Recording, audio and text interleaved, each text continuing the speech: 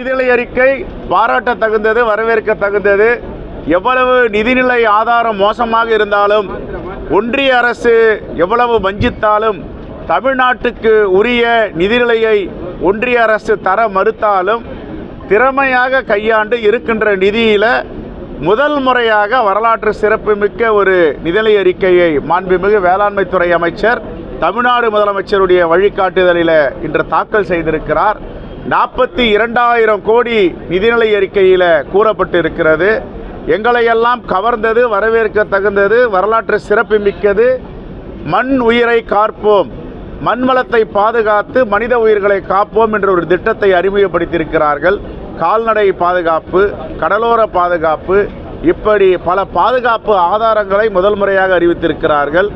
பழங்குடியின ஆதி திராவிட மக்களுக்கு தனியாக சிறப்பு உட்கூறு திட்டத்தின் மூலமாக நிதி ஒதுக்கியிருக்கிறார்கள். பயிர்களை பாதுகாப்பதற்கு பயிர் காப்பீட்டு உரிமத்தை விவரித்திருக்கிறார்கள். இதெல்லாம் வரவேற்க தகுந்தது.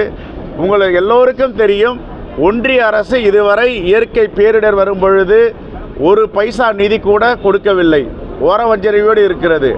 ஆனால் காங்கிரஸ் பேரியக்கம் ஆட்சியில் இருக்கும் பொழுது, மிகப்பெரிய ஆழி பேரலை வந்த பொழுது தமிழ்நாடு அரசு 2004ஆம் ஆண்டு கேட்ட தொகையில் 67 விழுக்காடு கொடுத்திருக்கிறது.